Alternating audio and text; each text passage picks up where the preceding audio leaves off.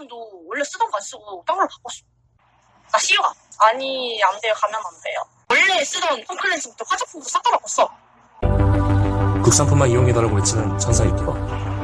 유니클로 대신 팝텐 가세요. 우리는 모두 자랑스러운 한국인들입니다. 유니클로 대신에 팝텐 가세요. One, two, fight! Ray TV, Ray TV, Ray TV, yeah. Ray TV, Ray TV, Ray TV, yeah. It's all about. 미국 LA 한인타운에 드디어 노노재팬 현수막이 걸렸습니다. 한국 대형마트에서는 한국 농가 살리기 캠페인을 실시하고 있습니다. 해야 된다고 이 멋진 생각해요. 한국인을 철저히 기억하시나요? 해야 된다고 생각해요. 저 동참하고 계신가요? 이분의 영상이 올라가고 댓글들 반응은 정말 뜨거웠습니다. 인터뷰 당시 샌프란시스코에서는 한국인들이 일본 불매운동에 적극 동참하고 있다고 말씀하셨습니다. 많이 동참을 해요. 샌프란시스코에서 한국인들이 일본 불매운동을 얼마나 잘 동참하는지 미국 레이TV가 직접 찾아가 봤습니다. 여러분, 미국 레이TV 구독 많이 해주세요. 레이TV. 첫 출발부터 샌프란시스코 가는 길이 너무 막혀서 배 좀 먹었습니다. 드디어 시원한 바다가 보이면서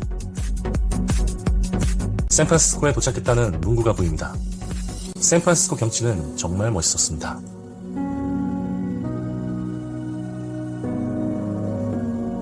(2019년 8월 25일) 여름 날짜인데도 불구하고 날씨가 매우 추웠으며 여기선 대부분 가을옷 또는 겨울옷을 입고 다녔습니다. 시청하시는 분들이 믿기 힘드실 것 같아서 날짜 시간을 따로 찍었습니다. 드디어 샌프란시스코 재팬타운에 도착하였습니다. 주말치고는 매우 썰렁한 편이었습니다.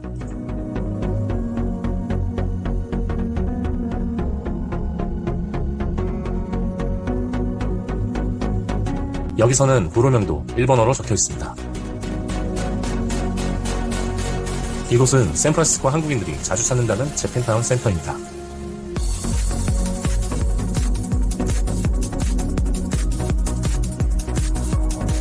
외국인들과 일본인들은 어저 보이는 편이지만 한국인들은 거의 찾아볼 수 없었습니다.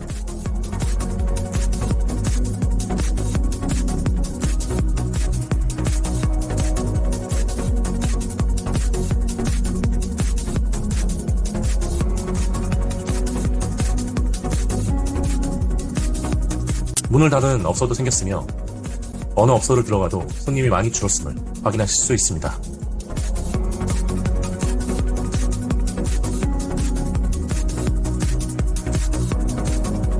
바람 소리가 들리시나요?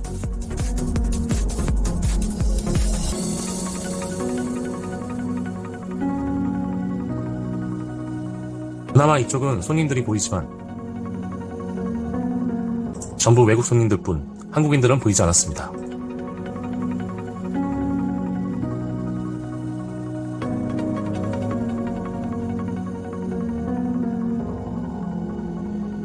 벌써 문을 닫으려는 업소들도 눈에 보입니다. 정말 인터뷰하신 할아버지 말씀대로 샌프란시스코 거주 한국인들은 일본 불매운동에 적극 동참하고 있었습니다.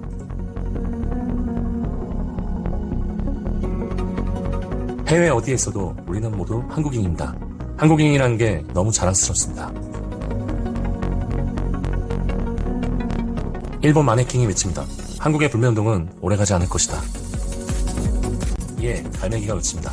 일본 불매운동은 대한민국뿐 아니라 전 세계로 퍼져나갈 것이다. 장애인 사회복지계도에서 일본 불매운동 동참을 선언했으며 일본 휴대전화 로밍 이용자 수도 14.5% 줄어들게 되었습니다. 일본 불매운동 덕분에 토종 청바지도 승승장구 중이며 정보보호협정 지소미아 종료선언으로 한일 관계가 한층 악화하면서 일본 불매운동은 쭉 이어질 가능성이 높아졌습니다.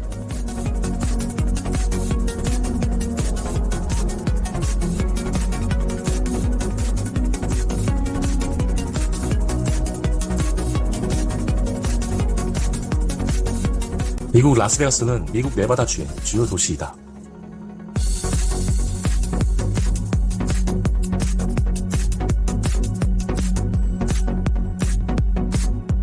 라스베가스 일본 화장품 판매 현황입니다.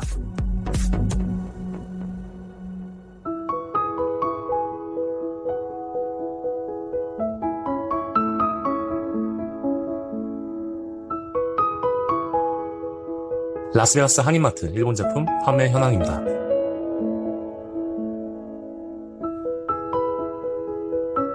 사지 않습니다.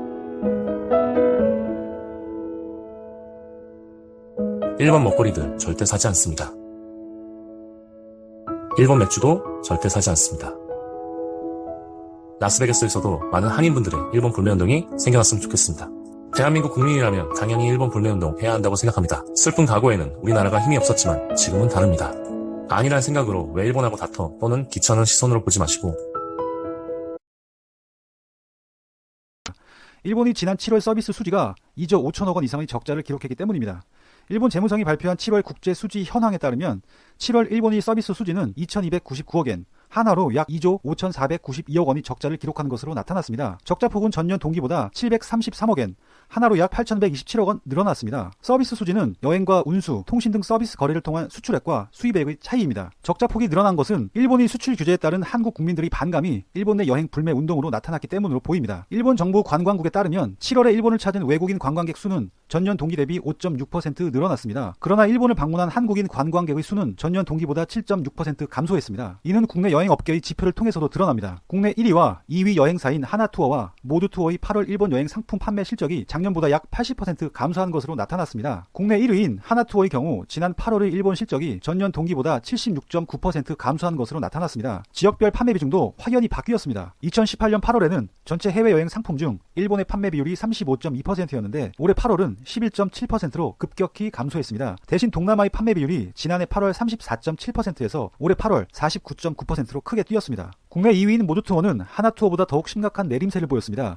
지난달 일본 여행 상품 판매 실적이 2018년 8월보다 83.3%나 급감한 것으로 나타났기 때문입니다. 전체 해외여행 상품 중 일본의 비중은 7%에 불과해 12%인 유럽보다도 뒤처졌습니다. 일본의 수출 규제 조치로 인해 한국 여행객 사이에서 대체제인 동남아가 재조명되고 있는 것으로 보입니다. 여기에 일본 못지않은 먹거리는 물론 저렴한 물가와 숙박시설도 한국 여행객의 발길을 돌리는 요인으로 보입니다. 상황이 이렇다 보니 일본 지자체는 여행객 확보를 위한 아이디어에 몰두하고 있습니다. 지방경제에서 여행객 소비가 차지하는 비중을 무시할 수 없기 때문입니다. 실제 지난 8월 일본의 지역 관광산업 관련 한 민관단체는 오키나와시 나하공항에서 외국인 여행객을 환영하고 배웅하는 행사를 열기도 했습니다. 한일 관계 악화에 따른 관광객 감소를 만회하기 위해 열린 것입니다. 오키나와현 호텔조합, 호텔여관생활위생동업조합 등 관계자가 참가했으며 미스 오키나와도 관광객 유치 활동에 참여했다고 합니다. 이들은 관광 명소인 오키나와 추라우미 수족관 엽서를 한국 항공사 여행기 탑승자 등에게 배포하기도 했습니다. 이처럼 일본이 지방에선 생존 차원이 여행객 유치에 골몰하고 있는 상황입니다. 그럼에도 아베 내각은 눈과 귀를 닫고 한국에 대한 반도체 소재 등의 수출 규제를 포기하지 않고 있습니다. 하지만 일본의 반도체 소재 수출 규제가 오히려 한국 기업의 기술 혁신을 가속화하는 계기가 되고 있습니다. 10일 문재인 대통령은 국무회의에서 이 분야 산업의 경쟁력 강화는 제조업을 혁신하고 제조 강국으로 재도약하는 길이며 제조업 경쟁력의 핵심 요소라고 강조했습니다. 이어 특히 소재 부품 장비 산업의 근본적 경쟁력을 높이기 위해서는 핵심 기술의 자립화에 속도를 높여야 한다고 덧붙였습니다. 일본이 무리수에 끌려다니지 않고 기술 자립화를 통해 탈일본의 의지를 내비친 것으로 보입니다. 또한 정부는 반도체, 디스플레이, 소재에 대해 수출 규제를 강화한 일본을 세계무역기구 WTO에 제소하기로 했습니다. 일본의 수출 규제 조치가 우리 대법원의 강제징용 판결과 관련한 정치적인 동기로 이뤄진 것이며 세계무역기구 WTO의 근본 원칙인 차별금지 의무에 위반된다는 판단에 따른 것입니다. 국내 산업의 가운데 일본이 한국 대사를 불러놓고 격노하였다 전해지고 있습니다. 또한 일본 언론의 한국 비하 발언도 이어졌는데요. 이에 대해 알아보았습니다. 19일 주일 한국 대사와 고노 회상의 만남이 있었습니다. 이날 만남은 18일의 기한이었던 중재위원회 개최 절차에 한국 측이 응하지 않자 대한민국 대사를 일본이 호출하는 형태로 이루어진 것인데요. 시작할 때부터 고노 회상은 우리나라 대사에게 카메라 앞에서 격렬한 항의를 하며 외교상 매우 무례한 태도를 보였습니다. 고노 회상은 한국 대사의 통역이 끝나기도 전에 불량한 태도로 말을 끼어들면서 역으로 매우 무례하다라고 한 것인데요. 이 자리에서 한국 대사는 한국 정부가 이미 밝혔던 한일 양국 기업이 징용 판결 원고들에게 위자료를 지불하는 방안을 재차 언급하자 이에 고노 장관은 못 받아들인다고 한 것을 왜 또 제안하냐며 분노가 폭발한 것입니다. 후지TV에서는 공개 항의를 한국과 일본이 서로 어필하려는 목적이 있다고 분석하였는데요. 이것은 일본이 화가 났다는 것을 표시한 것으로 눈에 보이는 형태로 한국 정부와 국민에게 일본 측은 정말 화가 났다라는 것을 보여주려는 의도라고 전하였습니다. 고노 장관은 중재위 설치가 되지 못한 것에 유감을 표하면서 중재에 응하지 않은 것은 지난해 대법원 판결에 이어 또다시 한국이 협정을 위반한 것이라고 주장하였는데요. 한국은 국제법을 위반하고 있다는 일본 측의 주장은 틀렸다고 표명하면서 전면 대결 자세를 보였습니다. 19일 겐다이 비즈니스 하세가와 유키히로 기자는 한국이 이상해졌다며 행동이 삐뚤어진 초등학생과 같다고 보도하였는데요. 궁지에 몰린 한국이 되려 아랫사람 대하듯이 일본에 경고하고 있다며 조롱하는 내용을 이어갔습니다. 이러면서도 WTO 제소는 피하려는지 일본이 보복하는 것은 아니다라는 발언을 하면서 한국 스스로 반일 공세에 만취해서 믿음이 심한 사람들처럼 착각에 빠져 있다고 언급하였습니다. 또한 19일 신초 데일리에서도 한국 불매운동에 대한 조롱을 이어갔는데요. 낮에는 반일하고 밤에는 아사히 맥주로 건배를 한다며 어처구니 없는 한국 실태를 보도한다고 기사를 내었습니다. 최근 일본 및 해외에서는 한국의 불매운동을 집중 보도하고 있고 일본의 타격일 것이라는 내용들도 다루고 있는데요. 아직 이러한 소식이 일본 몇몇 언론사들에게는 전달되지 않은 듯합니다. 상황이라고 하여 알아보았습니다. 지난 26일 G20회의 전 트럼프 대통령은 폭스 비즈니스와의 인터뷰에서 베트남이 중국보다 훨씬 더 미국을 이용하고 있다라고 하면서 가장 나쁜 착취자라며 베트남을 언급한 적이 있었습니다. 중국 기업들이 미 관세를 피하려고 메이드 인 베트남 상표로 미국에 우회 수출하고 있었는데요. 6월 10일자 블룸버그에서는 무역전쟁으로 인해 미국으로 향하는 중국 수출은 줄어들었고 올해 베트남 수출이 급증하였다고 전하였습니다.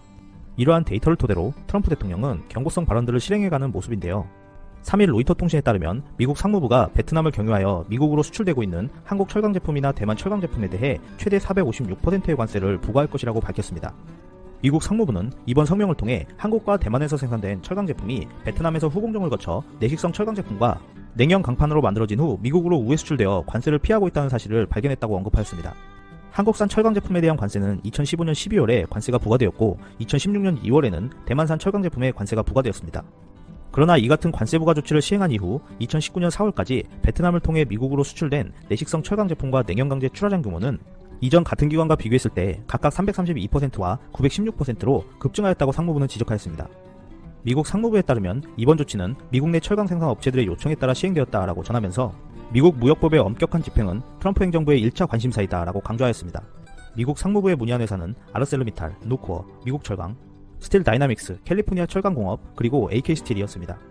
우리나라 기업 중에 베트남에 진출해 있는 가장 대표적인 철강 기업은 포스코인데요. 포스코 베트남 현지법인은 지난해 8월부터 미국의 반우회 덤핑 조사에 성실히 임하고 있다면서 영향이 없을 것이라고 설명하였습니다. 하지만 일각에서는 베트남에 진출해 있는 한국 기업이 많고 철강 제품 외에도 관세를 부과할 수 있는 가능성은 충분히 있기 때문에 한국 기업들의 긴장은 이어질 수밖에 없다는 의견들이 나오고 있습니다. 중국 제재 이후 미국으로 수출되는 품목이 가장 빠르게 증가한 국가가 베트남이지만 그 뒤를 대한민국이 따르고 있기 때문에 앞으로 발생할 수 있는 위험성에 대한 대처 방안을 모색해야 할 것으로 보입니다.